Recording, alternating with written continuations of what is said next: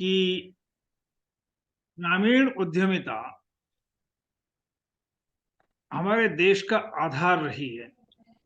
और मैं अगर महाराज दशरथ के अर्थशास्त्री उपाध्याय सुधन्वा का एक सिद्धांत यहाँ उद्धृत करूं, तो उनका कहना है कि प्रत्येक कार्यक्षम व्यक्ति अर्थात जो भी कार्यशील आयु में है, उस ऐसे कार्यशील व्यक्ति को कार्य सुलभ कराना, उस कार्य से उसको समुचित प्रत्याय या आय प्राप्ति हो, उसका विवर्धन हो और उसका समाज में समुचित वितरण हो। तो मुझे लगता है कि हमारा प्राचीन काल से ही ऐसा चिंतन रहा है। और दूसरा, विकेंद्रित अर्थव्यवस्था की दृष्टि से हमारा जो वैदिक चिंतन है वह भी यही कहता है। आधुनिक जो पूंजी की परिभाषा है उसमें आता है उत्पादन का उत्पादित साधन पूंजी है। ऋग्वेद में आता है परिवार की उत्पादकीय संपत्ति पूंजी है। अर्थात हमारा प्राचीन काल में प्रत्येक परिवार किसी न किसी प्रकार के उत्पादकीय कार्य में संलग्न हुआ करता था और एक प्रकार से विकेंद्रित अर्थव्यवस्था हमारा आधार रही है।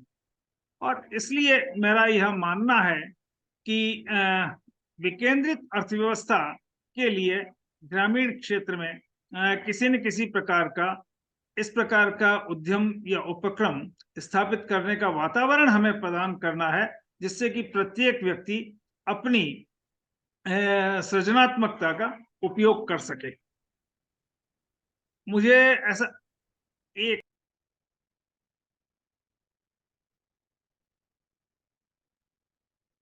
तो मुझे ऐसा लगता है कि आज के समय में चाहे ग्रामीण क्षेत्र हो चाहे शहरी क्षेत्र हो, प्रत्येक व्यक्ति को अपना कोई उद्यम स्थापित करने की ऐसी सुविधा बने। और यदि उसमें उद्यम स्थापित करने की क्षमता नहीं है, तो मुझे लगता है कि यह भी समाज का दायित्व। मैं एक ऐसे ही उदाहरण से प्रारंभ करता हूं, और मैं ऐसा वनवासी कल्याण आश्रम का ही एक प्रयोग, उदयपुर के पास ही एक बड़ा जनजातीय क्षेत्र है, पर्वतीय प्रदेश है। वहां पर कस्टर्ड एप्पल, जिसको शरीफा या सीताफल कहते हैं, बहुत होते थे और ग्रामीण लोग बहुत सस्ते में बेचकर चले जाते थे। कल्याण आश्रम के बंधुओं ने कहा कि भाई, अगर आप इसका पल्प निकाल के और आइसक्रीम कंपनियां, होटल्स, इनको अगर बेचें तो अच्छी आय मिल सकती है। वो कहते हैं ये हमारे बस का नहीं है। तो फिर कल्याण आश्रम के लोगों ने वह जो उसके कस्टर्ड एप्पल्स शरीफा के पल्प को निकालने की पीलिंग मशीन मंगवाकर लगा दी। और वे जो लोग अपना कस्टर्ड एप्पल लाते थे, उनका कहना था कि भाई, हमें तो अपना रोज का कस्टर्ड एप्पल लाएं, हमारे अपना 6 रुपए 5 रुपए किलो जो भी दुकानदार देता है उससे हमारा अपना घर का राशन रोज का रोज ले जाते हैं, तो हमारा ये काम नहीं। तो कल्याण आश्रम के लोगों ने ये किया कि वो जितना कस्टर्ड एप्पल रोज लाते थे, जितना दुकानदार उनको राशि देता था, वह उनको चुका देते। और फिर उन्हीं को जोड़कर और वहां पर उस पीलिंग मशीन की सहायता से उस कस्टर्ड एप्पल का गूदा निकाल के उन्हीं से टिन में पैकिंग करवा के उन्हीं से ट्रांसपोर्ट कंपनी को भेज के और वो डिस्पैच करवा दिया करते थे। और जब 15 दिन के बाद उसकी राशि आई और वह उन सब में वितरित की, तो उन्होंने कहा ये किस बात का पैसा। उन्हें कहा कि ये जो आप लोगों ने इसका कस्टर्ड एप्पल का गूदा निकाल कर और आप ही ने इसकी पैकिंग करके और आप ही ने जो ट्रांसपोर्ट कंपनी के माध्यम से उन होटल्स और कंपनियों को जो भेजा है, ये उसकी राशि आई है। और उनके उस कस्टर्ड एप्पल से करीब 2.5 गुनी राशि उनको अतिरिक्त मिल गई, जिसका जितना कस्टर्ड एप्पल आया था। और धीरे धीरे वह प्रकल्प उन्हीं को सुपुर्द कर दिया। तो मेरा यहाँ पर प्रारंभ में यह कहना है कि हम सभी समाज के लोगों का यह दायित्व है कि प्रत्येक व्यक्ति को एक ऐसी अनुकूल परिस्थितियां, उसको उचित प्रशिक्षण और उसकी एक प्रकार से उसका उद्यम कौशल विकसित करना, यह भी हमारा समाज का दायित्व मुझे लगता है बन जाता है। अब यहाँ मुझे 2 बातें कहनी है। मुझे जो एक कहा था कि व्यक्ति की उद्यमिता का परीक्षण कैसे हो, तो ऐसे अगर आप नेट पर जाएंगे तो entrepreneurship aptitude self assessment test बहुत सारे मिल जाएंगे। उद्यमिता की जो प्रवृत्ति है उसके सेल्फ असेसमेंट, उसमें ऐसे प्रश्न मिल जाएंगे आपको ऑब्जेक्टिव टाइप, और उसमें उन प्रश्नों का उत्तर देके और फिर आता है कि आपको कितने अंक मिल रहे हैं, उसके आधार पर यह उद्यमिता कौशल आंकने के, जिसको कि एंटरप्रेन्योरियल एप्टीट्यूड असेसमेंट टेस्ट कहा जाता है। तो ऐसे सेल्फ असेसमेंट टेस्ट बहुत सारे, बीसों सैकड़ों मिल जाएंगे।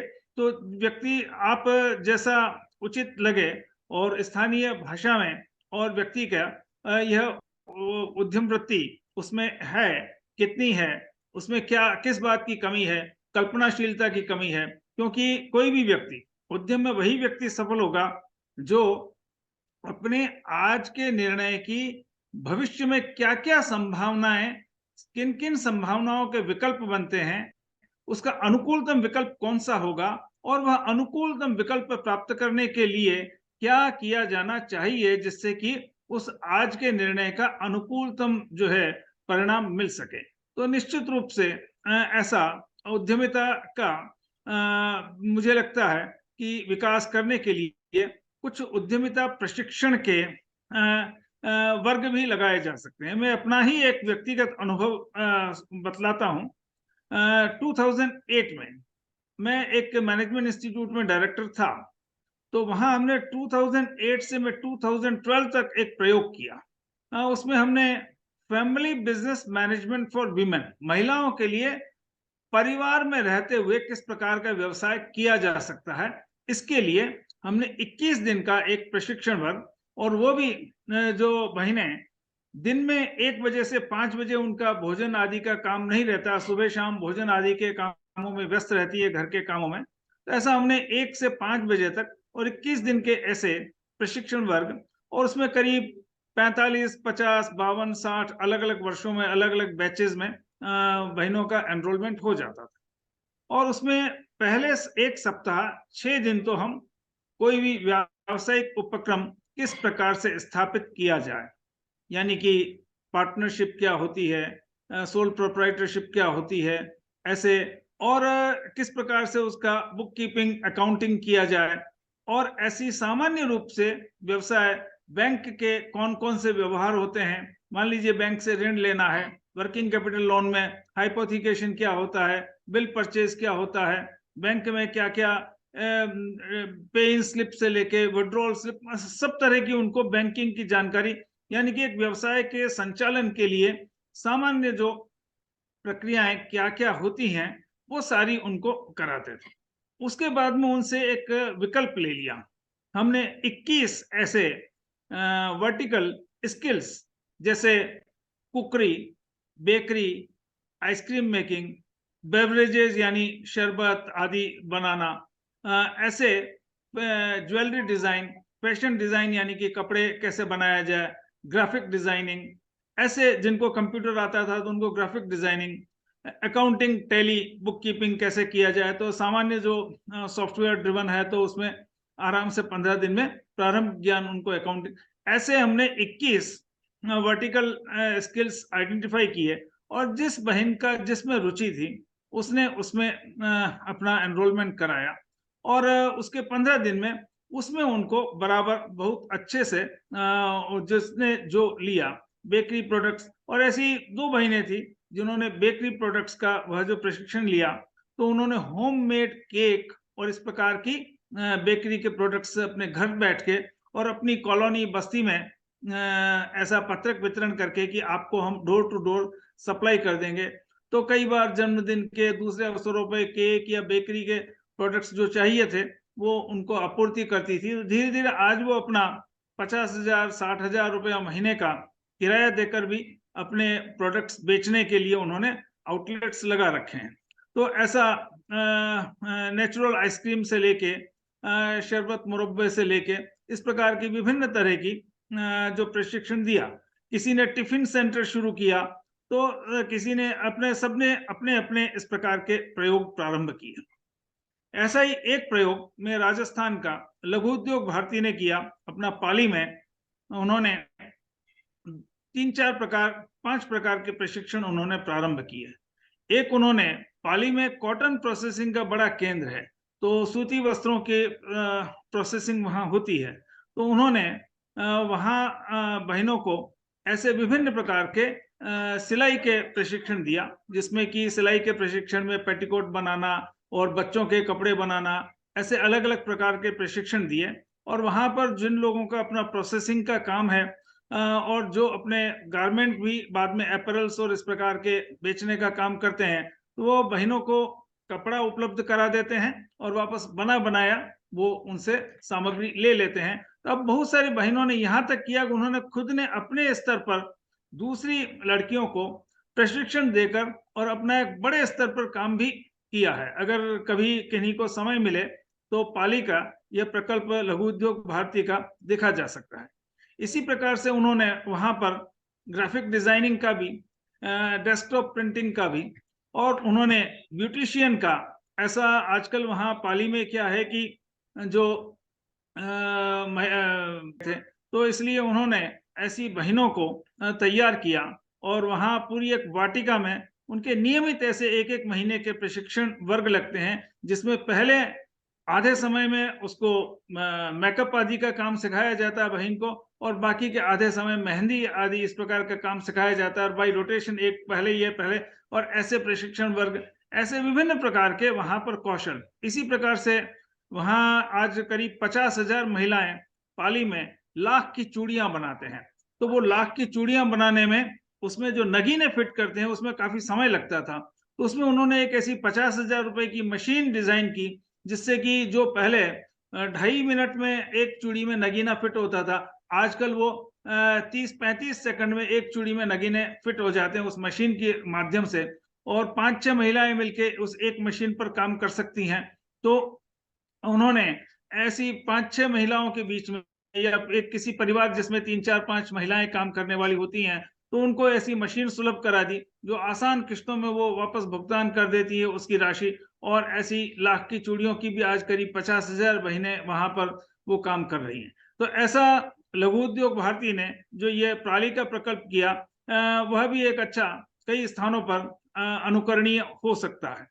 ऐसे और भी वहाँ उन्होंने कुछ वर्टिकल्स और विकसित किए हैं। मैं चूंकि समय सीमा को ध्यान में रखते हुए अधिक इसमें न जाकर मैं एक दूसरे विषय पर आ जाना चाहता हूं कि इस प्रकार से उद्यमिता के लिए अनुकूल वातावरण बनाने के लिए विभिन्न प्रकार के प्रशिक्षण दिए जा सकते हैं।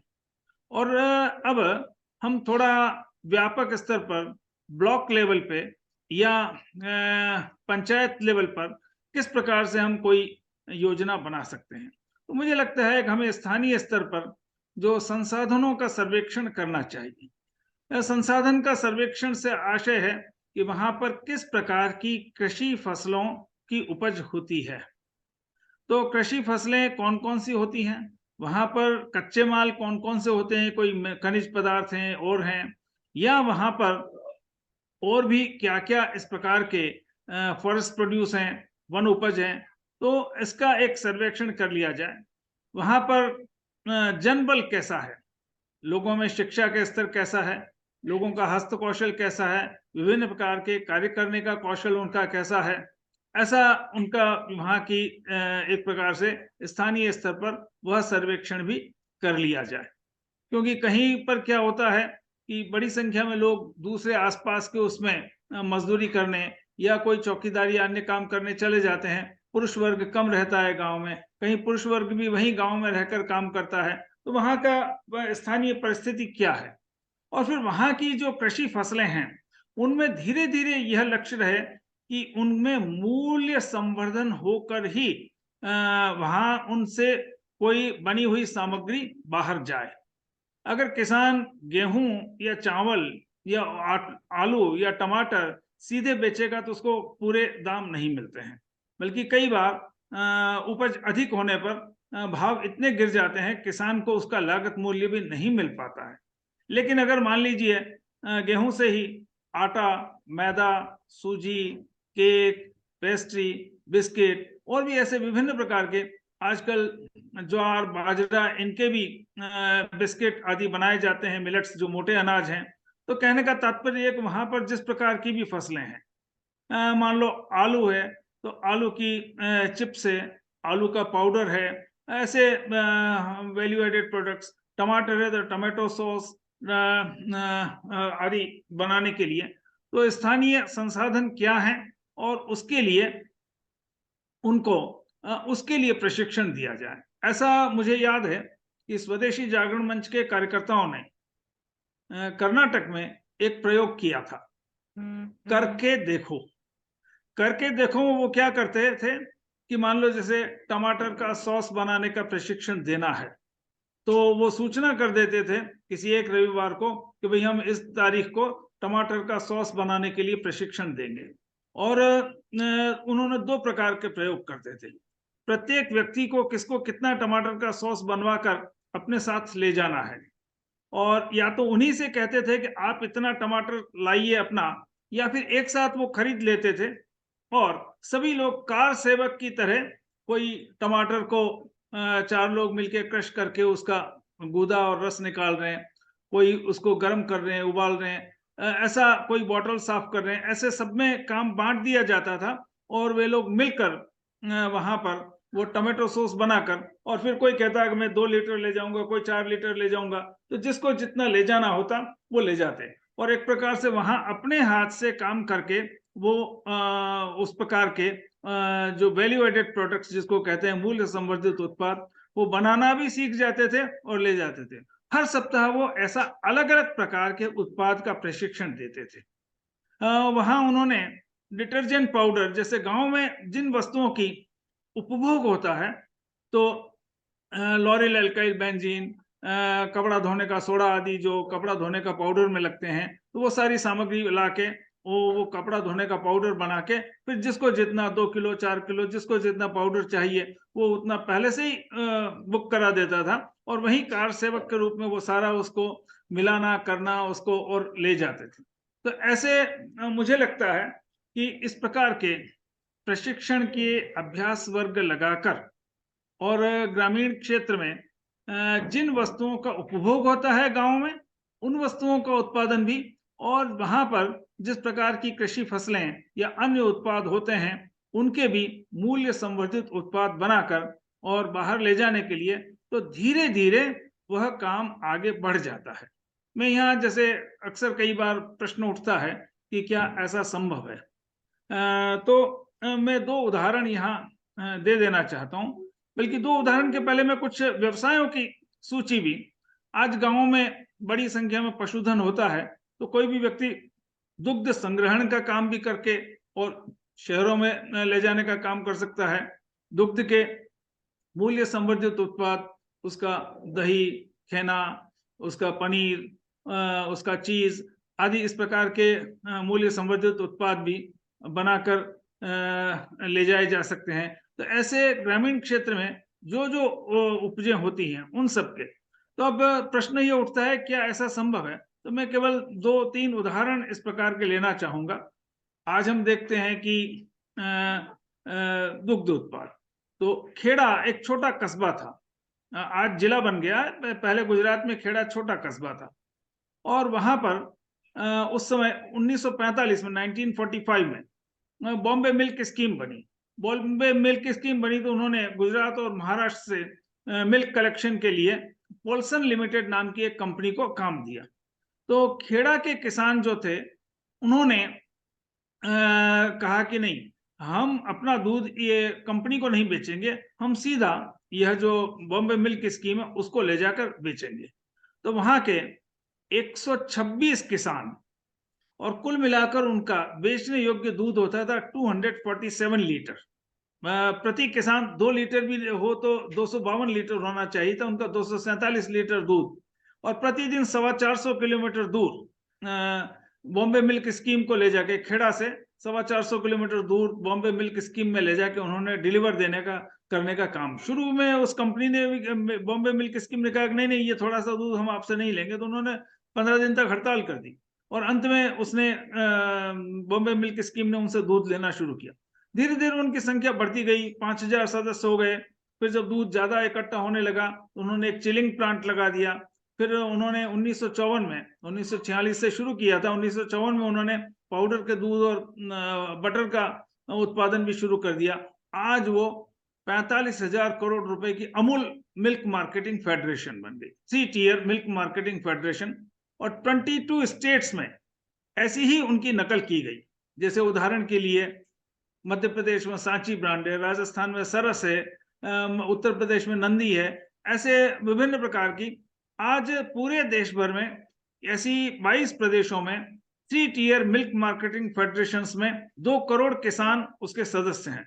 और आज भारत विश्व का सबसे बड़ा दुग्ध उत्पादक देश बन गया है। विश्व में मिल्क की per day per capita availability 350 millilitre है, भारत में वो 475 मिलीलीटर है। ये केवल उन 126 किसानों ने पहल करके उनके 247 लीटर दूध को इकट्ठा करके और बॉम्बे में डिलीवरी देने का काम जो शुरू किया, उससे धीरे धीरे आज वो बड़ी मल्टीनेशनल कंपनियों को भी अनेक प्रकार के चॉकलेट में, आइसक्रीम में, बड़ी मल्टीनेशनल कंपनियों को भी वो स्पर्धा दे रही है। और आज 2 करोड़ किसानों का योगक्षेम और एक व्यक्ति के परिवार में अगर 5 लोग भी हम गिने तो 10 करोड़ लोगों को यह जो है आधार मिला। तो इसी प्रकार से मैं दूसरा उदाहरण लेना चाहता हूं। मुंबई में 7 महिलाओं ने एक जमुना दास नाम के व्यक्ति से 150 रुपया उधार लेके पापड़ बनाने का काम शुरू किया। उस पापड़ बनाते बनाते उनको लगता था कि मुंबई में बारिश बहुत होती है और पापड़ सूखता बहुत देर से है, इसलिए उन्होंने उनसे 250 रुपया और उधार लिया। और उस समय में उन्होंने लोहे के कुछ खाट खरीद के और बत्ती वाले स्टोव लेके और उन्होंने उस खाट के नीचे उनको उसके नीचे आंच देकर और जल्दी पापड़ सूख जाए ऐसा काम शुरू किया। आज वो लिज्जत पापड़ वाला कोऑपरेटिव है, महिला सहकारिता है, उसमें 600 करोड़ की वार्षिक बिक्री है और करीब 60,000 बहनें उसमें जुड़ी हुई है। तो चाहे सहकारिता में, चाहे व्यक्तिगत स्तर पर, लेकिन मुझे लगता है कि इस प्रकार से काम अगर जो है करने के लिए अनुकूल परिस्थिति बनाने के लिए बहनों को उचित शिल्प का प्रशिक्षण दिया जाए, व्यवसाय का स्थापना और संचालन, प्रबंध आदि, बैंकिंग आदि की अगर जानकारी दी जाए तो इस प्रकार से पुरुष, महिलाएं, बच्चे सभी को इसके लिए तैयार किया जा सकता है। ऐसे बहुत सारी सक्सेस स्टोरी जिनको हम कहते हैं सफल उद्यमी के, ऐसे बहुत सारे उदाहरण हमको मिल जाते हैं। तो कहने का तात्पर्य यह है कि ग्रामीण क्षेत्र में, और एक और बात में यहाँ, जैसे खादी ग्रामोद्योग आयोग है, उनकी 1000 से अधिक प्रकार की परियोजनाएं हैं। वो पूरा उन्होंने टेक्निकल फिजिबिलिटी से लेके उसकी प्रोजेक्ट रिपोर्ट से लेके सभी कुछ उनके पास सुलभ होता है और वे उसके लिए ऋण भी उपलब्ध कराते हैं, मधुमक्खी पालन से लेके और विभिन्न प्रकार के ऐसे ग्रामीण उद्यमों के लिए खादी ग्रामोद्योग आयोग द्वारा भी यह सारी सुविधाएं दी जाती है। आज प्रधानमंत्री एम्प्लॉयमेंट गारंटी स्कीम जो है, उसके अंतर्गत जो ये खादी ग्रामोद्योग आयोग के द्वारा विभिन्न प्रकार की आर्थिक सहायता दी जाती है। प्रधानमंत्री मुद्रा योजना के अंतर्गत भी जो 4 प्रकार के ऋण की योजना है, 50,000 रुपए के शिशु ऋण की, 50,000 से 5 लाख रुपए तक, 5 लाख से ऐसे 4 प्रकार की जो ऋण की योजनाएं हैं। तो मुझे लगता है कि आज के समय में व्यवसाय के लिए ऋण पाना भी कठिन नहीं है। आज के समय में अनेक प्रकार की वस्तुओं की मांग को देखते हुए किसी भी प्रकार का काम बड़े आराम से किया जा सकता है और व्यक्ति बहुत छोटे स्तर पर कोई अगर काम भी प्रारंभ करता है तो धीरे धीरे उसको अपस्केलिंग जिसको कहते हैं, बड़े स्तर पर ले जाया जा सकता है। और मैं थोड़ा सा यहाँ आज के समय में अभी इस उसमें प्रासंगिक नहीं होगा, लेकिन मैं एक उदाहरण एक विशेष कारण से देना चाहता हूँ कि कई बार हम सोचते हैं कार्यशील आयु में ही क्या व्यक्ति काम कर सकता है क्या। इसलिए मुझे एक उदाहरण याद आ जाता है कि किरण मजूमदार शाह भारत की 4-5 सबसे धनाढ्य महिलाओं में से एक है। उन्होंने जब काम शुरू किया था तो उनके पास मात्र 10,000 रुपए और एक किराए का गैराज था, तो बैंकों ने भी उनको ऋण देने से मना कर दिया। लेकिन उन्होंने बायो फार्मास्यूटिकल्स पे अपना अनुसंधान जारी रखा, बायोकॉन के नाम से, और धीरे-धीरे उनका काम बढ़ने लगा, तो बाद में वो पब्लिक इश्यू लाई, शेयर्स मार्केट में जारी किए, वो 30 टाइम्स ओवर सब्सक्राइब हुए और वो सब कुछ हुआ। मैं किरण जी का उदाहरण नहीं देना चाहता हूँ। किरण जी के जब पिताजी का डेथ हुआ, देहावसान हुआ, उस समय किरण जी की माताजी की आयु यामिनी मजूमदार की 64 वर्ष थी। तो उन्होंने 64 वर्ष की अपनी माताजी को कहा कि माँ, तुम भी अपना कोई काम क्यों नहीं करती हो? पिताजी भी नहीं रहे, तुम अकेली रहती हो, तो अपना कोई काम शुरू करो। तो उन्होंने भी अपना स्वाभिमान से अपनी बेटी, जो उस समय तो भारत की सबसे अमीर महिला थी जिस समय उन्होंने काम शुरू किया था 24-26 साल पहले, तो उन्होंने भी अपनी बेटी से 1 रुपया नहीं लिया। अपने पति का मकान गिरवी रखा, पति के कुछ शेयर्स थे वो बेचे, उस पैसे से उन्होंने अपना व्यावसायिक प्रतिष्ठान प्रारंभ किया। और अभी 3 वर्ष पहले उनका देहावसान हुआ 90 वर्ष की आयु में। तो 64 वर्ष से 90 वर्ष की आयु तक उन्होंने अपना व्यवसाय चलाया। और कोरोना के दौरान एक पत्रकार ने उनसे साक्षात्कार में पूछ लिया कि बहन जी, अब तो आप विश्राम करिए। तो उन्होंने कहा, नहीं नहीं, मेरे कारण 150 लोगों का घर चल रहा है, मेरा प्रतिष्ठान चल रहा है, और देखो मैं तो आज बिना स्टिक के, बिना लकड़ी के चलती हूँ। 88 वर्ष की आयु में, उस समय उनकी आयु 88 वर्ष थी। तो कहने का मतलब यह है कि हम यदि प्रयत्न करें, और अगर किरण जी अपनी माता जी को 64 वर्ष की आयु में अपना कोई काम करने के लिए प्रेरित कर सकती है, तो हम सब लोग जो कार्यकर्ता लोग हैं, तो मुझे लगता है, और हम तो टोली में, समूह में हैं, हम ऐसे समूह बनाकर ग्रामीण क्षेत्र में लोगों को इस प्रकार का प्रशिक्षण, अपना स्वयं का कोई व्यवसाय कैसे स्थापित करें, कैसे उसका संचालन करें, किस किस प्रकार के उत्पाद के लिए किस प्रकार के कौशल की आवश्यकता होती है, उस प्रकार के कौशल का प्रशिक्षण देकर, चाहे लॉन्ड्री का बिजनेस है, आज धुलाई की मशीनें आती है, धुलाई के केमिकल्स आते हैं, तो कपड़ा धोने का काम हर जगह हो सकता है, या हर जगह हर प्रकार के काम आज ग्रामीण क्षेत्र में। तो फार्मर प्रोड्यूसर ऑर्गेनाइजेशन एफपीओ बनाकर, ऑफ फार्मर प्रोड्यूसर ऑर्गेनाइजेशन जो गैर कृषि कार्य से संबंधित इस प्रकार के ऑफ फार्मर प्रोड्यूसर ऑर्गेनाइजेशन बनाकर, या किसी ग्रामीण उद्यम के माध्यम से। और मुझे एक ये भी लगता है कि यदि हम ऐसा कोई पाठ्यक्रम बना लें जिसमें मान लो 3 महीने का पाठ्यक्रम हो, और प्रतिदिन 2 घंटे 3 घंटे हम सायंकाल या जैसा भी लगे, और हम उसमें व्यवसाय की स्थापना और उसके विभिन्न प्रकार के उद्यम स्थानीय स्तर पर चलाने के लिए उसका कौशल विकास, और उसका अगर ऐसा मॉड्यूल बना लें, यहाँ जैसा मुझे जानकारी मिली कि विश्वविद्यालय के रजिस्ट्रार महोदय भी हैं, तो मुझे लगता है विश्वविद्यालयों में भी ऐसा एक 2 क्रेडिट का एक पाठ्यक्रम चलाया जा सकता है। एक पेपर, मान लो 3 ईयर कोई बीए कर रहा है, बीकॉम कर रहा है, बीएससी कर रहा है, बीटेक कर रहा है, पॉलिटेक्निक कर रहा है, और हर वर्ष उसका एक ऐसा 2 क्रेडिट का एक पेपर चलाया जाए, 2 वर्ष या 3 वर्ष का जैसा भी पाठ्यक्रम हो, और उसमें यह संपूर्ण उद्यम स्थापना, संचालन, प्रबंध और उद्यमिता के विभिन्न प्रकार के कौशल, फैशन डिजाइन, ज्वेलरी डिजाइन, ऐसे विभिन्न प्रकार के, फूड प्रोसेसिंग, ऐसे विभिन्न प्रकार के कौशल का अगर ज्ञान दिया जाए, तो मुझे लगता है कि ऐसे उन महाविद्यालयों, विश्वविद्यालयों से जो बीए, बीएससी, बीकॉम, बीटेक करके निकलने वाले छात्र ने, चूंकि एक पेपर उसने वह भी पढ़ा है जो नॉन क्रेडिट हो सकता है, क्रेडिट पेपर हो सकता है, उसका अंक चाहे जुड़े नहीं जुड़े, लेकिन स्वैच्छिक हो सकता है ऐसा, और किसी महाविद्यालय में बिल्कुल स्वैच्छिक आधार पर भी इस प्रकार का अतिरिक्त समय में 1 घंटे का कालांश चलाकर इस प्रकार का प्रशिक्षण दिया जा सकता है। और उस प्रशिक्षण के आधार पर वह व्यक्ति अपना जिस गांव में जाके बसेगा, वहां पर कोई ग्रामीण उद्योग, ग्रामोद्योग की स्थापना करा सकता है। तो ऐसे मुझे लगता है अनेक प्रकार के प्रयोग किए जा सकते हैं शिक्षण संस्थाओं के माध्यम से। शिक्षण संस्थाओं को आधार बनाकर वहां ऐसा अंशकालिक प्रशिक्षण देकर, और मैंने जैसा करके देखो कर्नाटक वाला उदाहरण दिया, या प्रारंभ में मैंने जो कस्टर्ड एप्पल वाला जो उदयपुर का जनजातीय क्षेत्र का उदाहरण लिया, तो ऐसे किसी भी प्रकार से उनको अगर हम इस प्रकार का प्रशिक्षण देकर और कोई उद्यम स्थापना के लिए प्रेरणा दे सकते हैं। मुझे लगता है आज भारत की आर्थिक वृद्धि दर विश्व में सर्वोच्च है, और विश्व के औसत से भी 2.25 गुनी गति से बढ़ रहे हैं। क्यों? क्योंकि हमारे देश की जनसंख्या ज्यादातर युवा है। आज यूरोप, जापान, अमेरिका में वृद्धों का अनुपात बढ़ रहा है।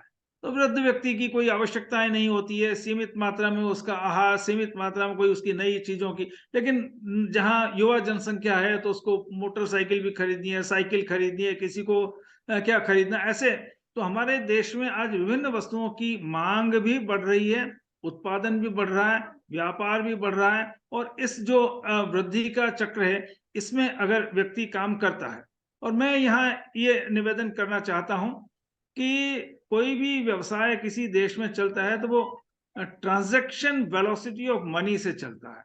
यानी कि जो मैं एक उदाहरण लेता हूं कि मान लो हमने किसी एक व्यक्ति को आज इस प्रकार का कौशल सिखाया कि वह अपने गांव में बाजरे के बिस्किट बनाकर बेचता है, या अपने गांव में कोई साधारण कपड़े की सिलाई करके 500 रुपया एक दिन कमाता है।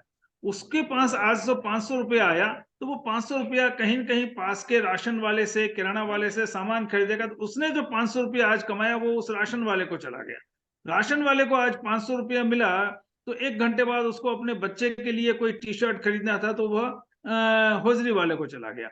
होजरी वाले ने देखा कि उसको अपने बच्चे की किताबें खरीदनी थी, तो वो बुक स्टोर वाले को चला गया। बुक स्टोर वाले को लगा कि सर्दी बहुत है, उसे कोई छोटा हीटर खरीदना था, केबिन हीटर, तो 500 रुपये इलेक्ट्रिशियन चला गया। इलेक्ट्रिशियन के घर कोई मेहमान आए थे, उसको 500 रुपए के लड्डू खरीदने थे, तो उसने लड्डू खरीद लिए। तो लड्डू वाले को लगा कि अब नए लड्डू बनाने के लिए मुझे घी खरीदना है, तो वो 500 रुपया घी वाले के पास चला गया। वो 500 रुपए का नोट उस गांव में 10 लोगों के बीच घूम जाता है, तो 500 इंटू 10, 5,000 रुपए का व्यापार, उत्पादन और रोजगार उस गांव में पैदा होता है।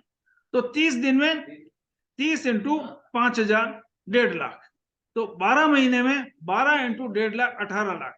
केवल एक 500 रुपए का अगर किसी एक व्यक्ति को रोजगार सुलभ हुआ, और वो 500 रुपया उस का नोट उस गांव या कस्बे में 10 लोगों के बीच घूमता है, तो 5,000 रुपया महीने में 1.5 लाख, और 12 महीने में सर 18 लाख। थोड़ी देर में कट जाएगा, हम लोग पुनः जुड़ जाएंगे इसी लिंक पे, बस मतलब तो थोड़ी मैं देर में।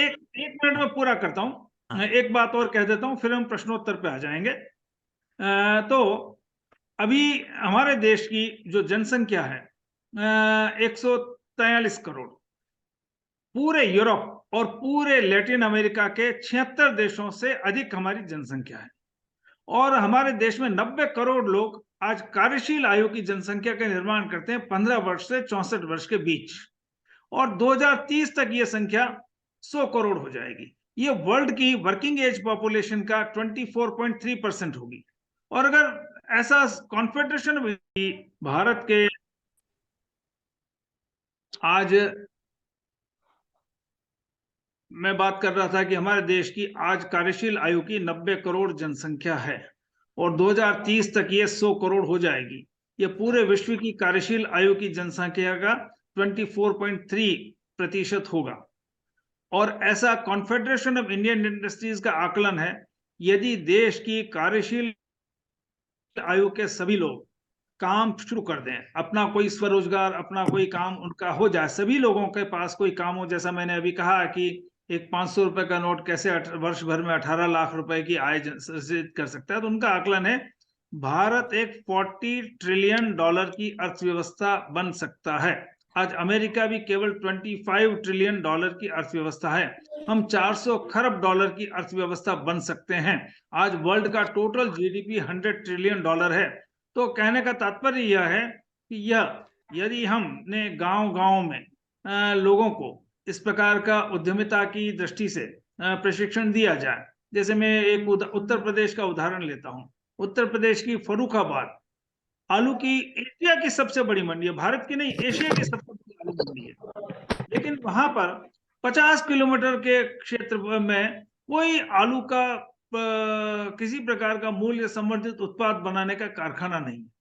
और उत्तर प्रदेश में 45 लाख टन आलू हर वर्ष वेस्ट जाता है, सड़ता है, उसके ग्राहक नहीं मिलते हैं, वो फेंकना पड़ता है।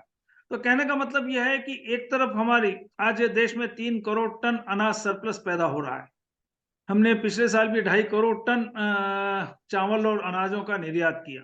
तो कहने का मतलब यह है कि हम यदि इसके मूल्य संवर्धित उत्पाद बनाकर धीरे धीरे वे निर्यात करेंगे, तो भारत में पूरे विश्व में से विदेशी मुद्रा प्राप्त होगी। आज देश में ऑर्गेनिक कल्टीवेटर सबसे ज्यादा हैं विश्व में। और अगर हम इस प्रकार की जैविक कृषि के आधार पर विभिन्न प्रकार के कृषि पदार्थों का उत्पादन करके और उनके मूल्य संवर्धित उत्पाद बनाते हैं, तो भारत आज की तारीख में विश्व की 2/3 जनसंख्या की खाद्य आवश्यकताओं की पूर्ति करने में सक्षम बन सकता है।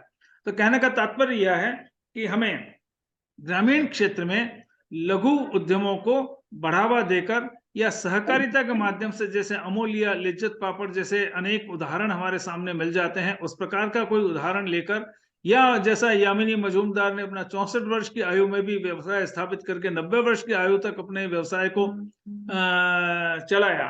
तो किसी भी प्रकार से हमें लोगों में यह उद्यमिता का भाव जागृत करना है। तो मैं सोचता हूँ, जैसा हमने सोचा था कि 40 मिनट अपनी बात करेंगे और उसके बाद में हम परस्पर चर्चा करेंगे, तो मैं सोचता हूँ कि अब हम चर्चा के लिए समय छोड़ सकते हैं। बहुत बहुत धन्यवाद सर। आपको तो रोकने का कहीं विषय मतलब लगता है कि घंटों सुनते रहें, और आप ज्ञान देते हैं, साथ में प्रेरणा भी देते प्रतीत हो रहे हैं। आपके बिंदुओं को जो आपने कहा, मैं उसको एक बार संक्षेपित कर रहा हूँ।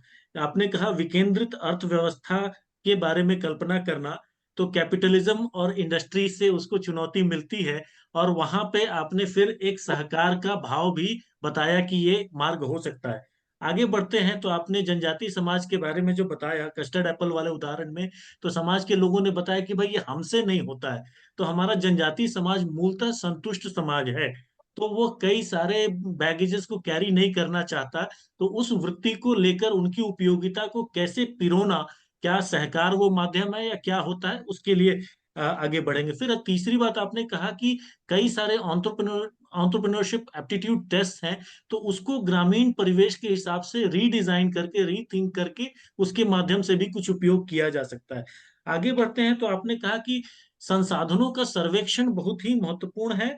वहां की उपज क्या है, कच्चा माल क्या है, फॉरेस्ट प्रोड्यूस क्या है, जनबल कैसा है, इस पे भी आपने बल दिया कि जनबल कैसा है, उसका कौशल कैसा है, हस्तबल कैसा है, इन चीजों को आप देखें।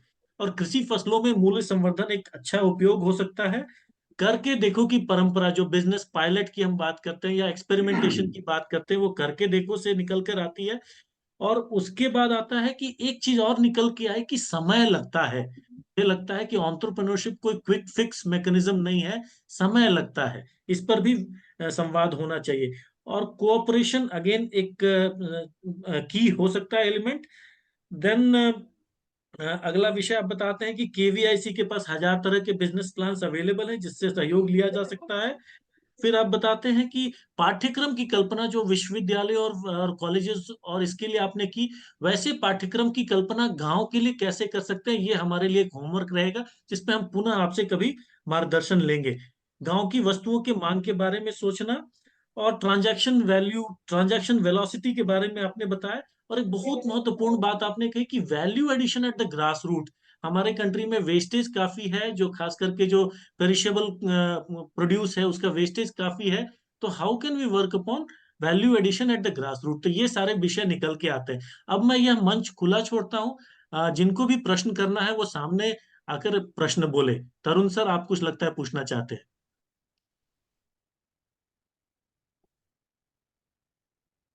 आप म्यूट म्यूट है, हैं। आप म्यूट है।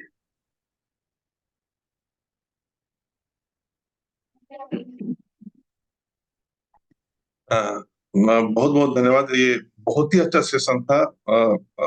फ्रैंकली मतलब हमको काफी कुछ सीखने का मौका मिला। तब वो सर रुके ही नहीं ऐसा लग रहा था। दो चीज हम अपना मेरा जो एक्सपीरियंस उसके आधार पर हम दो चीज बोलना चाहेंगे। एक तो काफी प्रयास चल रहा है, ये जो आपने कहा कि इधर तो क्रेडिट कोर्स या ऑडिट कोर्स हो सकता है, जीरो क्रेडिट कोर्स हो सकता है, किसी तरह से इंटीग्रेट होना चाहिए यूनिवर्सिटी सिस्टम में या कॉलेज सिस्टम में। प्रयास काफी दिनों से चल रहा है ये, मतलब कॉन्सेप्ट काफी दिनों से है। एनएसडीसी ने काफी काम किया, इंटीग्रेट करना चाहिए, काफी train the trainer program Singapore जाकर उनका मॉडल समझ आया कुछ, लेकिन कुछ ज्यादा आगे बढ़ नहीं पा रहा है। दूसरी बात क्या हो रही है, जब हम इंटीग्रेशन या इस तरह का करते हैं, हम प्रयोग करने का कोशिश भी करते हैं, तो हम क्या करते हैं, जैसे इंजीनियरिंग कॉलेज है या एमबीए कॉलेज है, तो हम बड़े बड़े इंडस्ट्री से, आईबीएम से, रेड हैट से उससे टाई अप करके जो प्राइवेट यूनिवर्सिटी है वो क्या करती है, 4 क्रेडिट का कोर्स या अपना पूरा एक सेमेस्टर ही आउटसोर्स कर दिया उन्होंने किसी बड़ी कंपनी को, जिससे कि उनका ध्यान मूलतः किस तरफ है। एक तो बड़ी कंपनी का नाम लेकर एडमिशन पर उनका ध्यान है, दूसरी बात है कि अगर ये इस तरह की ट्रेनिंग उनको मिल गई तो रोजगार मिलने में सुविधा होगी। जो जो बेसिक चीज, मूलभूत चीज, जो स्किल डेवलपमेंट में जो आपने बात की, उसके ऊपर अभी किसी का ध्यान नहीं है। और वो बहुत जरूरी है। और ऐसा नहीं है कि ये कॉन्सेप्ट नया है। हम लोग जब पढ़ते थे, पोदार साहब बोलेंगे, हम जिला स्कूल रांची में कुछ दिन तक पढ़े हैं, मैनुअल टीचर, एमटी टीचर हुआ करते थे हमारे जमाने में 70s में, जो कि मैनुअल ट्रेनिंग देती। स्किल डेवलपमेंट का कॉन्सेप्ट बहुत बाद में आया, लेकिन हमारे यहाँ मल्टीपर्पज जो जिला स्कूल होते थे उसमें ये सब ट्रेनिंग का था, वहां पर प्रोविजन था। हम लोग फिर क्या कर रहे हैं कि हम लोग अच्छा है कि हम लोग फिर से री इन्वेंटिंग द व्हील कर रहे हैं, लेकिन इसको प्रैक्टिकल कितना कर सकते हैं हम लोग। एक चीज अच्छा लगता है, यूजीसी के अभी चेयरमैन है, वो काफी प्रैक्टिकल, मतलब जो प्रैक्टिकल सॉल्यूशंस काफी लेके आ रहे हैं। ये इंटीग्रेट करना कितना संभव है, कितना मुश्किल है, कितना आसान है, इसके ऊपर में आप अगर कुछ बता पाएंगे तो हम लोग थोड़ा सा उससे लाभान्वित होंगे। मैं तो ये मानता हूं कि यदि हमने 20 हाथ लॉरी खरीद ली और किसी फलों के होलसेलर से बात कर ली, और 20 लॉरी में जितने फल चाहिएंगे, जितने सेब चाहिएंगे, केले चाहिएंगे, अमरूद चाहिए, हम एक आइडियल वो ले लें, और हमने ये ले लिया कि 20 लोगों को कहा कि आपको ये होलसेल में डेली हमने एक थैले पे जितना चाहिए कि भाई 20 किलो फ्रूट्स अलग अलग कॉम्बिनेशन के डेली उनको मिल जाए, और वो डेली अपना बेचकर आकर और कहीं एक जगह डिपॉजिटरी ऐसी हो कि जिसमें वो लाके अपना पैसा जमा कर दे या किसी एक अकाउंट में वो जमा कर दे। तो ऐसे साधारण चाय का ठेला लगाने से लेके, फल सब्जी का ठेला लगाने से लेके, कपड़े सामान्य जो कपड़ों की सिलाई जो होती है उस प्रकार की सिलाई से लेके, और कोई भी काम अगर एक किसी आईटीआई, पॉलिटेक्निक कॉलेज, महिला पॉलिटेक्निक कॉलेज, ऐसे किसी को आधार बना के, तो कहीं ना कहीं हमें एक बिजनेस मॉडल, एक हो सकता है कि ऑर्गेनाइज, जैसे हमने अगर ऐसा फ्रेंचाइज जैसा, जिसमें कि उनको चाहे चाय का ठेला हो, चाहे वो कपड़ों की सिलाई का काम हो, और चाहे वह ज्वेलरी डिजाइनिंग या और किसी प्रकार का काम, तो कुछ प्रयोग तो ऐसे हो सकते हैं कि जिसमें हम उनको, बिल्कुल जो साधारण व्यक्ति है जिसको अपना कोई अभी वो फल खरीद के थोक में और जो रिटेल में भी नहीं बेच सकता, उसे हमने कह दिया कि तुमको केला 20 रुपए किलो बेचना है, तुमको अमरूद 80 रुपए किलो बेचना है, और कॉस्ट इकोनॉमिक्स हम देखें, उसको तो हमने कह दिया कि ये इतना पैसा तुमको मिलेगा, इतना ये सामग्री मिलेगी रोज का रोज। तो ऐसा भी प्रयोग किया जा सकता है। और साथ ही किसी ग्रामीण क्षेत्र में हमने वहां पर गेहूं जो उत्पन्न हो रहा है, वहां पर किसान को हमको फूड सिस्टम का पार्ट बनाना होगा। उनकी अगर कोऑपरेटिव बना के, जो गेहूं उत्पादक किसान है उन्हीं की सहकारी समिति बना के, और वहीं पे हम आटा मिल लगा के, और आटा, मैदा, सूजी, इस प्रकार के प्रोडक्ट हों, और चाहे हम बिस्किट, केक, ऐसा हम मतलब जो है सहकारिता के आधार पर बना सकते हैं। आजकल ऐसी बहुत बड़ी कंपनियां हैं जो टर्न की आधार पे ऐसे प्रोजेक्ट लगा के देती है। मान लो जो बिस्किट बनाने का प्लांट बनाने वाली कंपनी है, वो अपना पूरा प्लांट इंस्टॉल करना, उस प्लांट के 4 बैच प्रोड्यूस करना, और उसके बाद वो उसको एंटरप्रेन्योर को हैंड ओवर कर देते हैं। आइसक्रीम बनाने वाली जो मशीन बनाने वाली आइसक्रीम मशीनरी वाली कंपनियां हैं, वो आइसक्रीम मशीनरी इंस्टॉल करना, वहां पर आइसक्रीम के उसके 4-6 बैच बनाकर उनको प्रशिक्षित करना, और उसके बाद में वो आइसक्रीम बनेगी। और आजकल जो नेचुरल फ्लेवर्स वाली, चाहे अमरूद की आइसक्रीम हो या चाहे केला, ऐसे जो हमारे स्थानीय फल हैं, मतलब बहुत कुछ किया जा सकता है। आवश्यकता इस बात की है कि कुछ चीजें हम नए सिरे से करें, और कुछ चीजें जो पारंपरिक रूप से चल रही हैं उन्हें करें। लेकिन एक बार बड़े स्तर पर हमको सारे काम नहीं करने हैं, कोई एक प्रयोग, चाहे हम फल सब्जी का ठेला लगाने, लगता है कि ऐसे अपने कार्यकर्ताओं में बड़ी संख्या में व्यापारी वर्ग है और वो व्यापारी वर्ग में इस प्रकार की कल्पनाशीलता आ जाती है। हमारा लघु उद्योग भारती भी है, तो लघु उद्योग भारती का भी सहयोग लिया जा सकता है। हर जिले में मर्चेंट चैम्बर होता है, जो व्यापार संघ है, तो व्यापार संघ में हौजरी व्यापार का, किराना का, दवाइयों के, सबके एसोसिएशंस बने हुए, सबका मिला के जो मर्चेंट चैम्बर है। तो मुझे लगता है उसके जो पदाधिकारी भी अपने कहीं न कहीं संगठनों के ही कार्यकर्ता हैं 80%, तो हम उनका सहयोग ले सकते हैं कि वहां पर इस प्रकार से युवा युवतियों में किस प्रकार का काम लगाया जा सकता है। और ऐसा एक प्रसंगवश मैं कह दूं कि अपना स्वावलंबी भारत अभियान जो है, जिसमें 20 संगठन सहभागी हैं, स्वदेशी जागरण मंच भी है, वो समन्वय का काम देख रहा है, लघु उद्योग भारती भी है, किसान संघ भी है, मजदूर संघ भी है, विश्व हिंदू परिषद भी है, भारतीय जनता पार्टी भी है, अखिल भारतीय विद्यार्थी परिषद भी है, संगठन बाहर के भी हैं। और हर शहर में, हर जिले में एक जिला रोजगार सृजन केंद्र की स्थापना की जा रही है। तो युवाओं में ऐसे भाव जागरण के कार्यक्रम, उद्यमियों के सम्मेलन और ऐसा विभिन्न अभी पिछले 21 अगस्त से लेके और 2 अक्टूबर के बीच में कोई 4000 स्थानों पर इस प्रकार के महाविद्यालयों, विश्वविद्यालयों में कार्यक्रम हुए हैं और उन कार्यक्रमों में उद्यमियों का सम्मान भी किया है, उद्यमियों की सफल उद्यमियों की कहानियों की भी प्रस्तुति हुई है और युवाओं में ये प्रेरणा भी जगाई है। और एक ये भी है कि अर्न व्हाइल लर्न, यानी कि विद्यार्थी पढ़ते समय में, जब गौतम बुद्ध विश्वविद्यालय में कुलपति था, तो ऐसे बहुत सारे कंप्यूटर साइंस के विद्यार्थी थे, उनको वेबसाइट बनाना, वो बाजार के लिए, व्यापारियों के लिए वेबसाइट बनाना, ऐसे कई विद्यार्थी अपना काम करते हैं। तो मुझे लगता है कि एक ये कॉन्सेप्ट भी हो सकता है, अर्न व्हाइल यू लर्न, विद्यार्थी अपने अंतिम वर्ष में ही अपना कोई काम करे, इस बात की भी प्रेरणा उसे दी जा सकती है।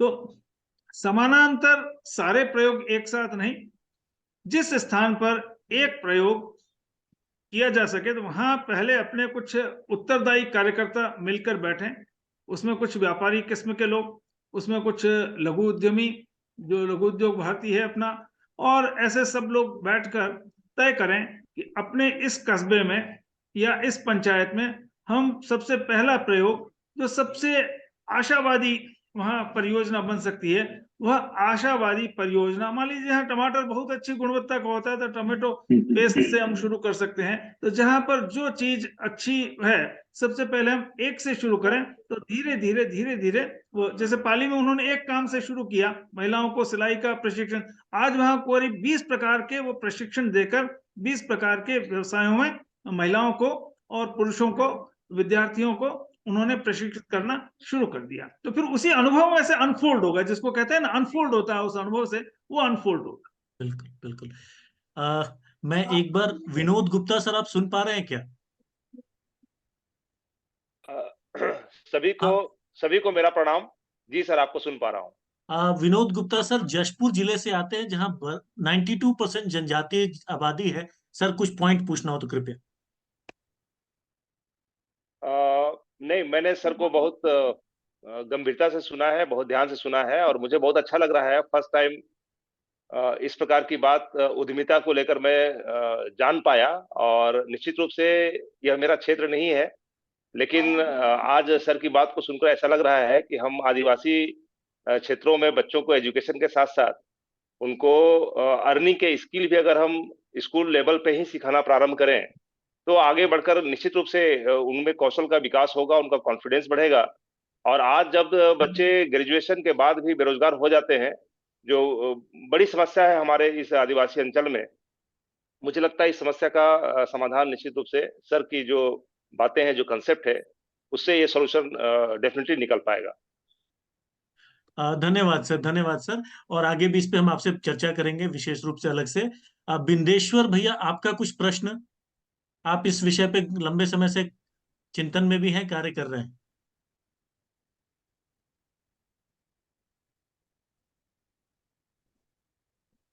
बिंदेश्वर भैया सुन पा रहे हैं?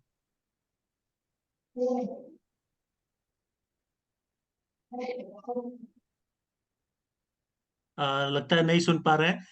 अपने किसी साथी आशीष जी, आप कुछ पूछना चाहते हैं? आशीष जी हमारे टोली के सदस्य हैं, ISDG संस्था के सदस्य हैं। आशीष जी कोई प्रश्न, छोटा सा प्रश्न जल्दी में?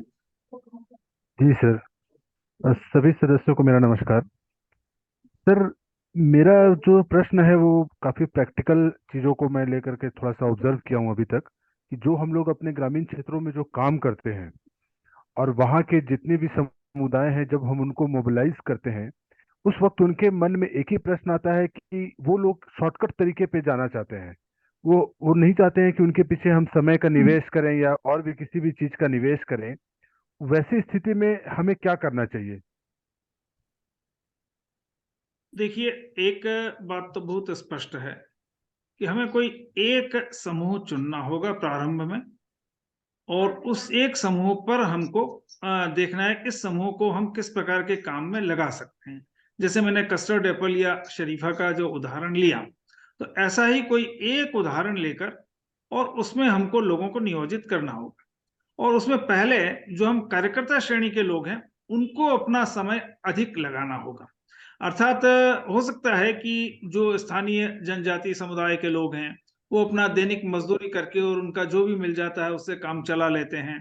तो ऐसा, लेकिन उनमें भी अब युवाओं में महत्वाकांक्षाएं भी होती हैं।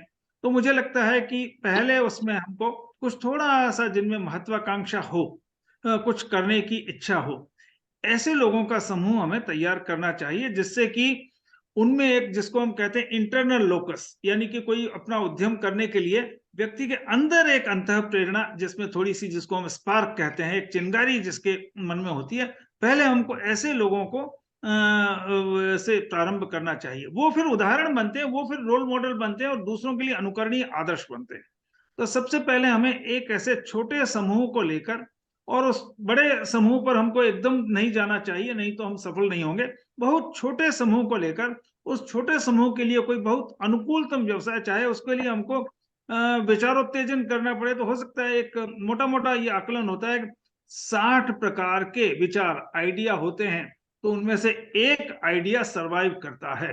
क्योंकि सबसे पहले हमारे मन में भी कई विकल्प आएंगे, कपड़ा सिलाई सिखाएं इनको, कोई आटा मिल लगाएं, कोई ऑयल मिल लगवाएं, ऐसे हमको अलग अलग दिखेंगे। मान लो वहां ऑयल सीड्स होते हैं, तो हम कोई भी एक्सपेलर, आजकल पैर से, पैडल से चलने वाले एक्सपेलर से लेके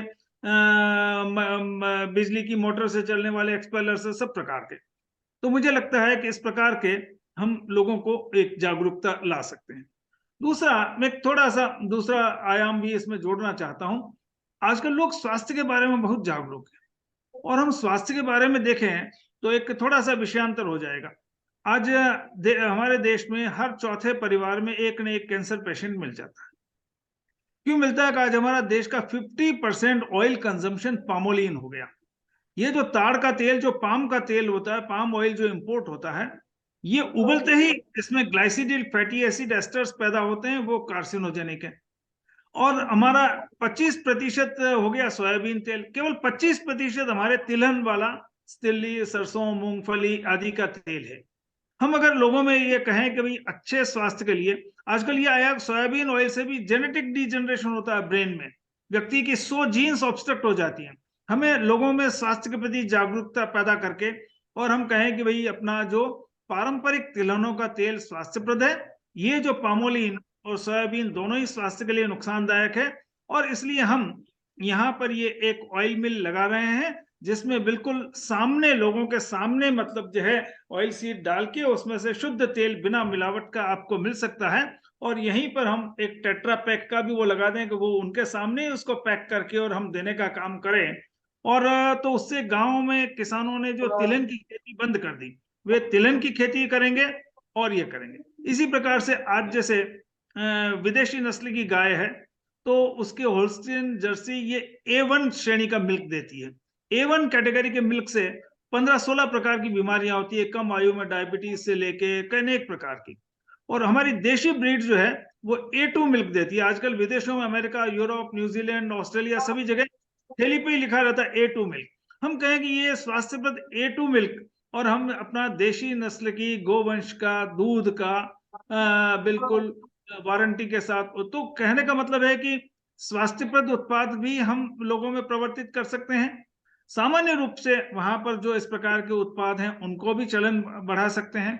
तो आवश्यकता इस बात की है कि एक छोटा प्रयोग, कहीं हम तेल से, तिलहन से, एक्सपेलर से लोगों को स्वास्थ्यप्रद तेल की बात करें, कहीं हम A2 दूध की बात करें, कहीं हम जैविक कृषि पर आधारित उसकी उत्पादों की करें, तो मुझे लगता है कि अपना एक ब्लॉक या एक पंचायत में कोई एक प्रोडक्ट वन ब्लॉक और एक कैटेगरी के लोगों से हम एक प्रयोग शुरू करें, साल 1.5 साल वह उस प्रयोग पर हम केंद्रित करें, और फिर धीरे-धीरे उस अनुभव से हमारा वह अनफोल्ड होता जाएगा।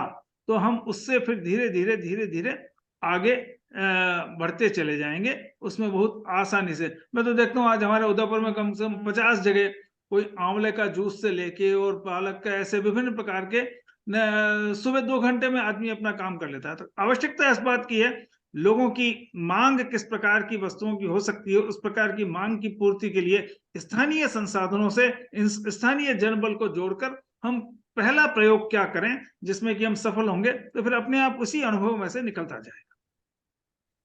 बहुत बहुत धन्यवाद सर। मैं निवेदन करूंगा हमारे आदरणीय पूर्व सांसद महोदय महेश पोद्दार सर से कि वह समारोप करें, एक उपसंहार बताएं चीजों का, और उसके बाद बिंदेश्वर भैया से निवेदन रहेगा तदुपरांत धन्यवाद ज्ञापन के लिए।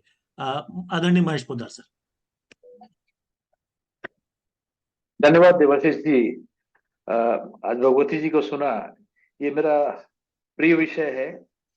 40 साल हो गए जब मैंने एक उद्यमी के तौर पे छोटी सी शुरुआत की थी, और काफी तरह के अनुभव हुए, और मेरे को लगता है ये अनुभव कभी खत्म नहीं होगा। जिंदगी जब तक है, ये नए नए अनुभव और प्रयोग और घटनाएं सुनते रहेंगे।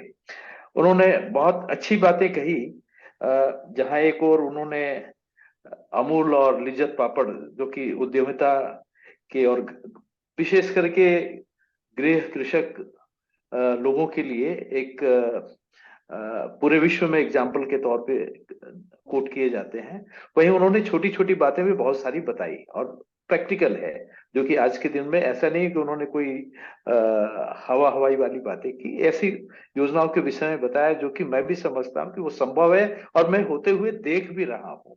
जिस तरह से जो फ्रेश ऑयल सीड को फ्रेश लगा के, यहाँ पे मैं बेंगलोर में आता हूँ तो यहाँ एक नामधारी दुकान है, वहां पे एक कोने में उन्होंने एक मशीन लगाई हुई है, वहां आप जिस चीज का बोले उस चीज का वो तेल आपके सामने निकाल के बोतल में पैक करके देते हैं। महंगा जरूर है लेकिन बिकता भी बहुत है, और लेकिन लोगों की अब ये मांग भी बढ़ती जा रही है, लोगों की पेइंग कैपेसिटी भी बढ़ जा रही है। महोदय, मैं झारखंड के संदर्भ में कुछ बात अनुभव हुए हैं जो मैं आपको शेयर करूंगा, जो मैं समझता हूं कि सिर्फ आपके लिए नहीं बल्कि पूरी टीम के लिए होगा। मैंने बहुत पहले क्योंकि यहाँ पे करीब करीब 22, 24, 25% आदिवासी समाज के लोग हैं, और कुछ कुछ जिले में तो वो करीब 50% है। मेरा ये मानना है कि किसी भी राज्य में जब तक वहां का इतना बड़ा वर्ग उद्यमिता नहीं दिखाएगा तो वो राज्य कभी उन्नति नहीं कर सकता। यहाँ पे दो चीजें जो हुई हैं, वो एक तो ये कि उनको एक धर्म विशेष के लोगों ने पढ़ाया लिखाया और उनको सरकारी नौकरी के लिए तैयार किया, तो हर आदमी की तमन्ना उस हद तक पहुंच गई और सरकारी नौकरी पाना जिंदगी का उद्देश्य हो गया, चाहे इसके लिए वो उसकी उम्र पार कर जाए। लेकिन उनका हाल ये हो गया कि अब उम्र भी बढ़ाने लगी है सरकारें कि चलो ठीक है, तुम इसी उम्मीद में लटके रहो और कुछ ना करो, उम्मीद करते रहो। तो ये एक विशेष चीज है जिसको कैसे एक सामाजिक स्तर पे, राजनीतिक स्तर पे इस बात को खत्म किया जाए, एड्रेस किया जाए कि लोग इस उम्मीद को छोड़ें कि सरकारी नौकरी के अलावा भी जिंदगी में और विकल्प हैं। दूसरा एक चीज मैंने महसूस किया है कि हम मान के चलते हैं कि ये लोग बड़े संतोषी लोग हैं, लेकिन मैं समझता हूं कि संतोष करना इनकी मजबूरी है, क्योंकि उन्होंने कभी जिंदगी की तरह जीना सीखा ही नहीं। कभी उन्होंने सोचा ही नहीं कि हमारे घर में बिजली होगी, हमारे घर में रेफ्रिजरेटर होगा, ऐसा कभी सोचा ही नहीं। जब सोचा नहीं तो उनकी आवश्यकता के लिए कमाई का कोई उनको विचार ही नहीं आया कि हमें कुछ करना है।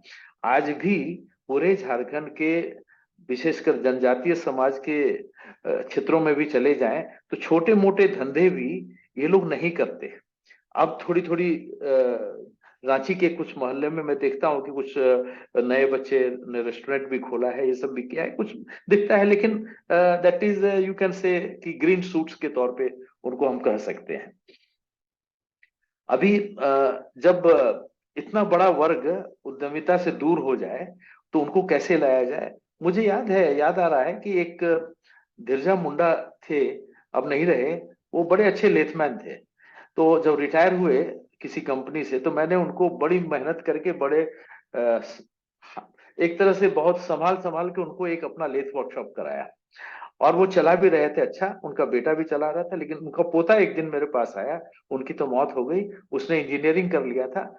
देखिए पारिवारिक स्थिति अच्छी हो गई, लेकिन उनका पोता आया मेरे पास में, उसने कहा मुझे आप अपने यहाँ नौकरी दे दो। मैंने कहा तुम मेरे यहाँ नौकरी, बोला नहीं अभी आपके यहाँ 2-4 साल करेंगे हमको सरकारी नौकरी मिल जाएगी।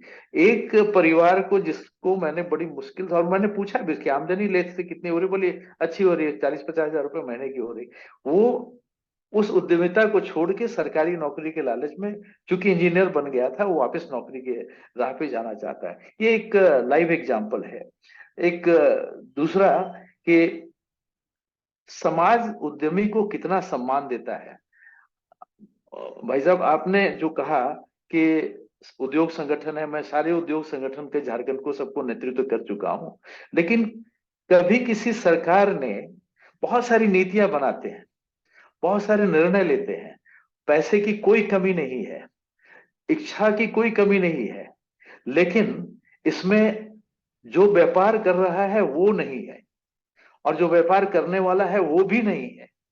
तो वहां है वो लोग जिनको व्यापार करना नहीं है और जिनको व्यापार करवाना नहीं है। वैसे लोग इस सेक्टर को कैप्चर किए हुए हैं। कैसे इनके हाथ से ये चीज निकले, ये एक बड़ी चुनौती है। मुझे याद है कि जब हम लोग एसएसआई और मीडियम सेक्टर हुआ करता था, तो हम लोग यही बात करते थे कि एसएसआई से हम मीडियम सेक्टर में नहीं जाना चाहते थे। किसी भी तरह से हम एक प्रयास में रहते थे कि हमें एसएसआई का छोटे ही बने रहें, क्योंकि जैसे वो मीडियम सेक्टर का लेवल हम पे लगता था, वहां पे कानून कायदे का बंधन इतना ज्यादा बढ़ जाता था कि हम वहां से घबराते थे। तो समझिए कि जो आदमी अनुभवी है वो जब उससे घबराता है, तो ये मैं देखता हूँ एक आम छोटे व्यापारी को कि वो 40-50 लाख रुपए की टर्नओवर जो जीएसटी की है अभी हमारे यहाँ, उससे वो बच करके किसी तरह से छोटा ही रहना चाहता है, उससे बड़ा नहीं होना चाहता है। एक चाय वाले को भी आज कॉरपोरेशन से लाइसेंस की जरूरत पड़ती है। क्या हम चिंता कर सकते हैं कि इन चीजों से उद्यमियों को मुक्त किया जाए। सिग्नल नहीं आ रहा है क्या? आप लोग सुन पा रहे हैं मुझे? हेलो? जी सुन पा रहे हैं, सुन पा रहे हैं। आ रही है आवाज आ रही है। हाँ, तो एक छोटे व्यापारी को भी, छोटा व्यापारी जिसको मैं बोलता हूँ चाय वाले को भी, या एक छोटे पान दुकान या परचून दुकाने वाले को भी कॉरपोरेशन की तरफ से एक लाइसेंस लेने की आवश्यकता होती है। और माइंड यू लाइसेंस कोई बड़ी चीज नहीं है, 10-20-50 रुपया, टोटल 20 करोड़ रुपया साल में झारखंड राज्य को इस लाइसेंस से आता है। और उसके बदले में पता नहीं 100-200 करोड़ रुपया तो अधिकारियों के जेब में चला जाता है। और अधिकारियों का रौब, क्योंकि उनको चाहिए आपकी दुकान का कागज, आपकी संपत्ति का कागज। तो ये जो कानून कायदे हैं इनको दूर करना पड़ेगा, इनको सहूलियत करनी पड़ेगी।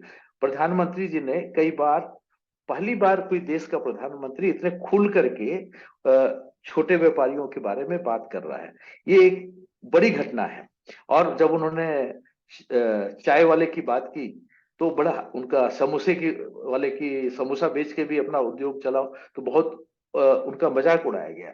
लेकिन ये फैक्ट है कि आज के दिन में उद्यमी छोटे से ही बड़ा होता है, सीधे बड़ा नहीं होता है। बहुत सारे सैकड़ों, हजारों, लाखों उदाहरण मिल जाएंगे जब किसी ने छोटी सी शुरुआत की थी और वहां से वो बड़ा व्यापारी हो गया। और जब बड़ा व्यापारी होगा तो और बड़े व्यापारी की तरफ वो बढ़ता है। लेकिन उन्होंने 2-3 बहुत स्पष्ट, one district one product, vocal for local, इस तरह की बातें की है, और इस पे कहीं कहीं परिणाम मिल भी रहे हैं। अब झारखंड के संदर्भ में हमें ये सोचना पड़ेगा कि आपने एक बात कही जो कि मुझे लगता है कि ये हम लोगों के लिए एक चुनौती है। यहाँ पे भी टमाटर फेंका जाता है, साल में कम से कम 2-3 महीना टमाटर फेंका जाता है। तो क्या हम कुछ जगहों पे जब टमाटर के दाम इतने गिर जाए उस समय टोमेटो फेस्टिवल मना सकते हैं क्या, जहाँ छोटे छोटे स्तर पे, चाहे मंदिरों में, धर्मशालाओं में, इन जगह पे एक पर्टिकुलर डे को सामूहिक रूप से टोमेटो सॉस बनाए, उसकी पूरी बनाए, जैसा आपने कहा। मैं समझता हूँ कि ये एक अच्छी शुरुआत होगी।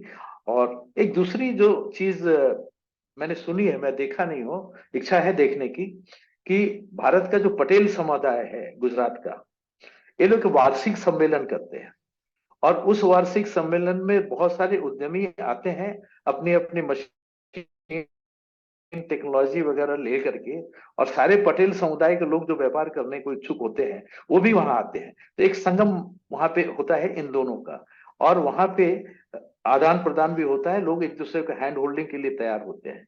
क्या हम राष्ट्रीय स्तर पे या स्थानीय स्तर पे कुछ इस तरह के मेले आयोजन कर सकते हैं जहां इस तरह के लोग हैं, जैसा आपने कहा, ये बात सही है कि आज के दिन में कुकीज बनाने के और ऐसे ऐसे सारे कंप्लीट टर्नकी प्रोजेक्ट वाले लोग आगे आते हैं, लेकिन कौन अच्छे हैं, कौन खराब हैं, कौन विश्वसनीय है, कौन अविश्वसनीय है, ये किसी स्तर पे फिल्टरिंग करके उन लोगों को एक प्लेटफॉर्म पे लाया जाए, एक बड़ा सम्मेलन हो जाए। क्योंकि औद्योगिक प्रदर्शनी तो होती रहती है, लेकिन कहीं पे विश्वसनीयता या हैंड होल्डिंग वाली बात नहीं होती है। लेकिन मैं जब अपने परिवार के लिए सोचता हूँ कि अपने परिवार के लोग अपने परिवार के लोगों के लिए काम करने को आएंगे और कुछ फिल्टर करके वहां पे जगह मिलेगी, तो मैं मान के चलता हूं कि उसके परिणाम हमें अच्छे मिलेंगे, ऐसा मुझे लगता है।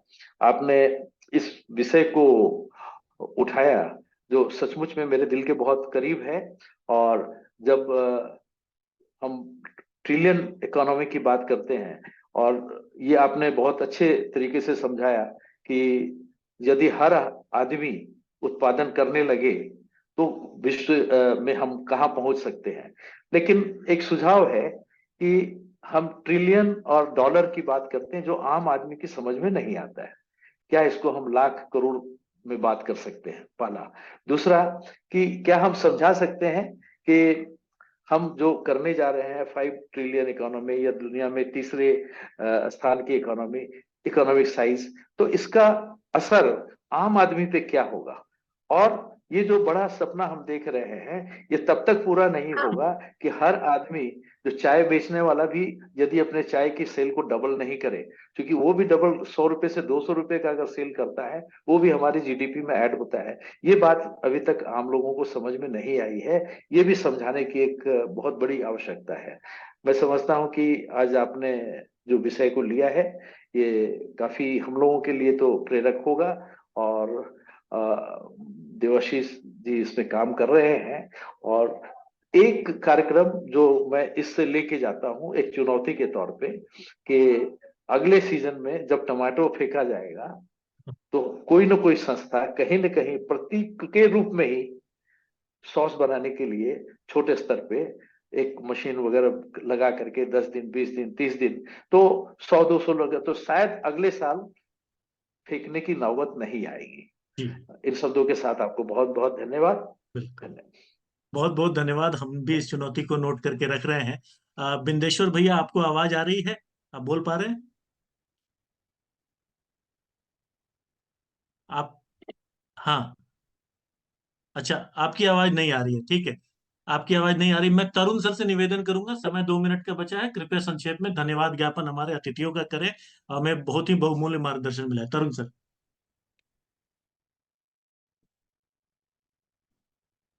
आप म्यूट है। तरुण सर म्यूट है। सबसे पहला धन्यवाद तो आपका देवाशीष जी कि आपने ये इतना अच्छा कार्यक्रम आयोजित किया। बहुत धन्यवाद। मतलब हम सही बता रहे हैं, हृदय से बता रहे हैं, बहुत कुछ सीखने का मौका मिला। मतलब और बहुत फाउंडेशनल बेस लेवल की बातें हमने की। चाहे वो समराइज किया जो पोदार साहब ने या शर्मा साहब ने जो बताया, ये बहुत कुछ सीखने का मौका मिला। और ये प्रेरणा मिली, मार्गदर्शन मिला कि हम लोग किस डायरेक्शन में काम कर सकते हैं। ये जो मूल्य संवर्धन है, जो हम जो भी प्रोड्यूस है, लोकल प्रोड्यूस है, उसको कैसे उसका वैल्यू ऐड कर सकते हैं, ये हम लोग बात करते हैं। लेकिन आज प्रैक्टिकल एग्जाम्पल से समझने का मौका मिला कि हम लोग क्या क्या किस डायरेक्शन में लोकली प्रोड्यूस जो चीज है उसको कैसे मूल्य संवर्धन कर सकते हैं, और वही वो अपने आप बाकी लोगों के लिए, जो लोग छोटा मोटा व्यवसाय करना चाहते हैं, उनके लिए प्रेरणा का मार्ग वहीं से खुलेगा। जब 5 रुपए का चीज का 8 रुपया उनको मूल्य मिलना शुरू होगा, 10 रुपया मूल्य मिलना शुरू होगा, वहीं से लोगों को एक जगह, जो जैसा उन्होंने कहा, कहीं एक शुरुआत करनी होगी, जिससे कि बाकी जगह लोग उससे प्रेरणा लेके आगे करेंगे। ये बहुत ही सुंदर, बहुत ही प्रेरक, मेरे लिए तो बहुत कुछ सीखने का मौका मिला। बहुत ही अच्छा ये आयोजन था। सभी लोगों को मेरा बहुत बहुत धन्यवाद। खास करके जो सर ने जो बताया, बहुत प्रैक्टिकल एग्जाम्पल देकर बताया, वो बहुत ही अच्छा लगा बिल्कुल हमको कि लोग कहाँ कहाँ क्या क्या हो रहा है। तो बहुत अच्छा। जैसे अब एक छोटा सा एग्जाम्पल 30 सेकंड लेंगे। उड़ीसा में एक जगह है टिकरपाड़ा, वहाँ क्या है, फॉरेस्ट कॉटेजेस बना हुआ है महानदी के बगल में। बड़ा यूनिक मॉडल है। बुकिंग होता है फॉरेस्ट डिपार्टमेंट से, लेकिन वो लोग संचालन होता है वहाँ के लोकल जो विलेजर्स हैं, 20 या 22 विलेज के जो लोग हाँ वॉलंटियर्स हैं, वो लोग उसको पूरा बिल्कुल संभालते हैं। बिल्कुल और सर। उनका जो इनकम भी आता है, फॉरेस्ट डिपार्टमेंट एक पैसा नहीं रखती है, वो इनकम भी उन्हीं को जाता है, खाना बिल्कुल सर, पीना ऐसे खर्चा ऐसे ही सब। प्रयोगों की ओर हम भी बढ़ेंगे। और 20 सेकंड हाँ। बचा है, मैं भगवती प्रकाश शर्मा को, सर को सादर प्रणाम करना चाहता हूं। उन्होंने मुझे बहुत ही अनुग्रहित किया है, मैं उनके प्रति ऋणी हूं। जो उन्होंने मार्गदर्शन दिया है, जो समय दिया है मुझ किंचन के निवेदन पर, मैं उसके लिए सादर नमन करता हूं उनको। आदरणीय महेश अंकल को प्रणाम करता हूं, तरुण सर को नमस्कार करता हूं, बिंदेश्वर भैया को धन्यवाद, विनोद सर को प्रणाम, और सभी साथी जो हमारे साथ जुड़े उनको बहुत बहुत धन्यवाद। यहाँ से कुछ हमें सीख लेना है और आगे कुछ करके और कुछ नोट्स बना के